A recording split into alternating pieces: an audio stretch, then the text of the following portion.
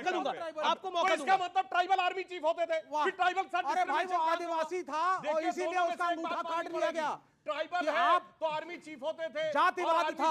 अब जाति सर उसका अंगूठा जातिवाद के कारण नहीं था। काटा। आप ये बताइए, ऑनेस्टली बताइए, आप चीफ था, अपने दिल पे हाथ रख के बोलिए सच बोल रहे हैं झूठ। अब आइए जो नए नवेले आए हैं, राहुल गांधी जी, आपने देखा है आज से 10 साल पहले 2014 में राहुल गांधी जी का गेटअप क्या था?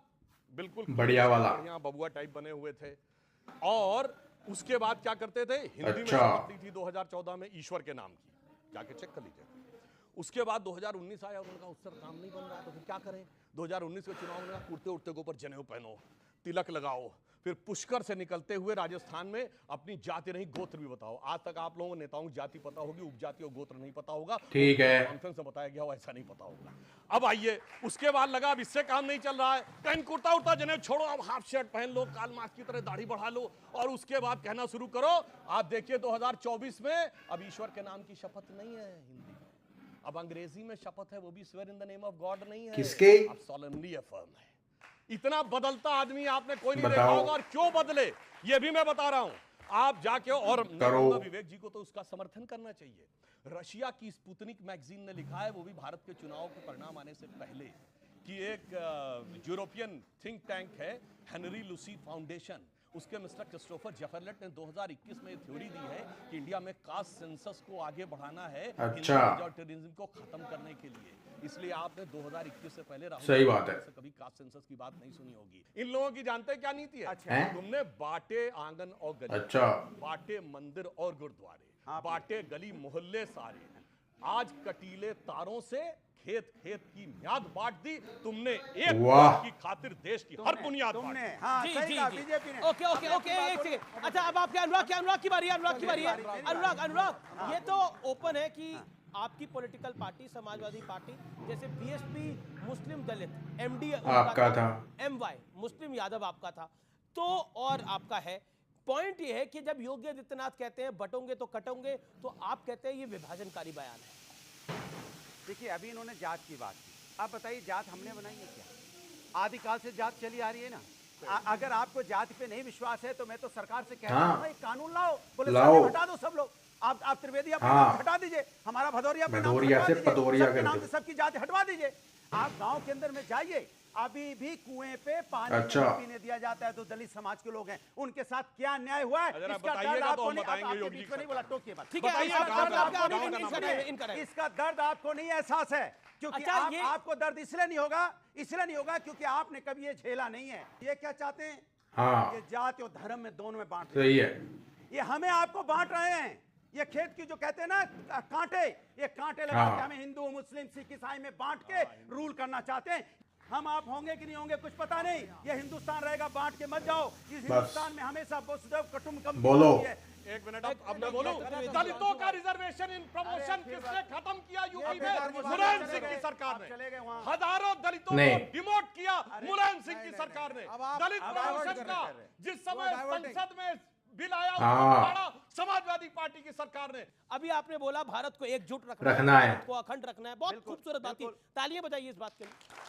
और कि भारत को एकजुट रखना है, भारत को अखंड रखना है, बड़ी खूबसूरत बात है और बहुत अच्छी भी लगती है कि मिले सुर मेरा तुम्हारा, ये देश बने हमारा, ये बहुत अच्छी बात लगती है।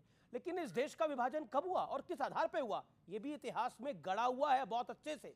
1947 में हमारा देश क्यों डिवाइड हुआ था? अच्छा, अब आजादी की हुक्म मिल गई, आजादी के बाद आया 1990 का दशक, और 1990 के दशक में कश्मीरी पंडितों को उनके घर से क्यों विस्थापित किया गया था? तब किसने विभाजन किया था? तब तो न मोदी का नाम था न कुछ था। अब बताइए तब कहां, तब तो सरकारें किसकी थी? देखिए बार बार मोहन भागवत ने एक बात बोली थी, आरएसएस के चीफ है, उन्होंने बोला था कि जब इस भारतवर्ष के अंदर द डे हिंदूज की आबादी, बिल्कुल सही बात है, डेमोक्रेसी भी समाप्त हो जाएगी। ये बात स्वामी दीपांकर, और इन्होंने बोला जातिवाद के मुद्दे के ऊपर आपका जवाब।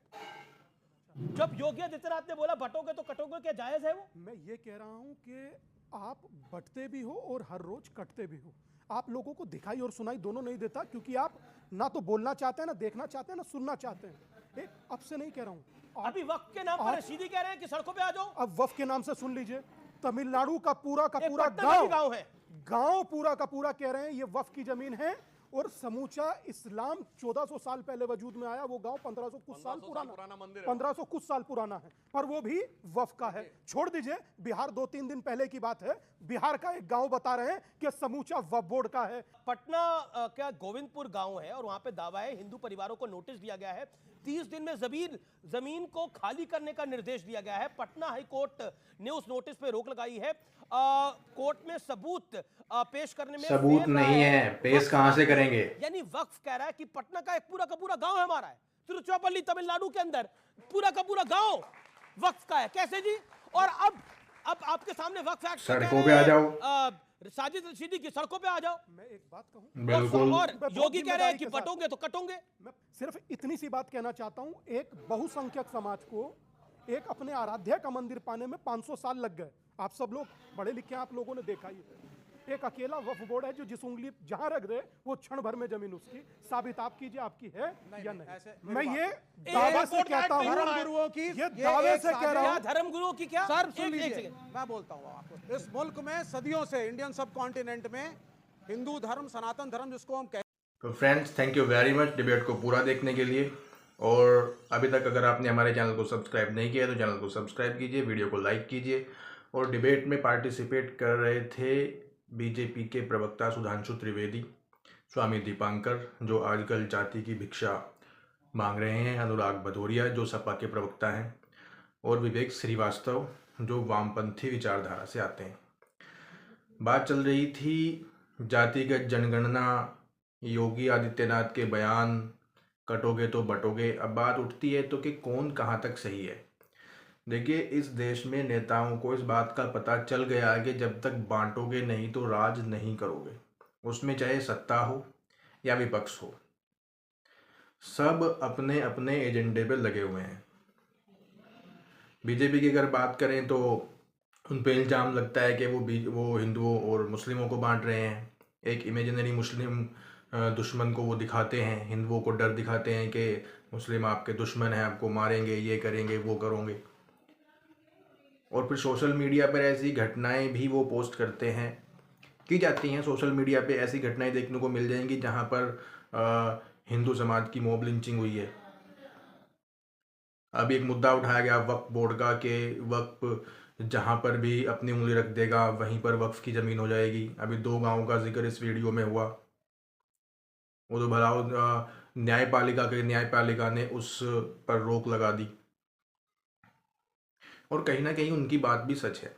और विपक्ष को भी ये बात समझ में आ गई है कि अगर आपको सत्ता में आना है तो आपको बहुसंख्यक समाज को बांटना ही बांटना पड़ेगा। जातियों में, जैसा कि सुधांशु त्रिवेदी ने बताया कि 2019 से पहले 2021 से पहले राहुल गांधी की ज़ुबान पर कहीं भी जाति का नाम नहीं था। वो इंसानियत की और बड़ी बड़ी बातें करते थे, किसी धर्म का नाम नहीं लेते थे। लेकिन अब क्या है कि विपक्ष धीरे धीरे जातिगत जनगणना की बात कर रहा है। लेकिन सोचने वाली बात यह है कि जातिगत जनगणना होने के बाद में क्या आरक्षण भी उसी आधार पर विभाजित किया जाएगा जितनी जिस जाति की संख्या है? क्या आरक्षण को जाति के आधार पर वर्गीकृत कर दिया जाएगा? तो सवाल ये उठता है कि उससे जातियों को कितना फ़ायदा होगा और जो उनके कैंडिडेट हैं उनको कितना फ़ायदा होगा।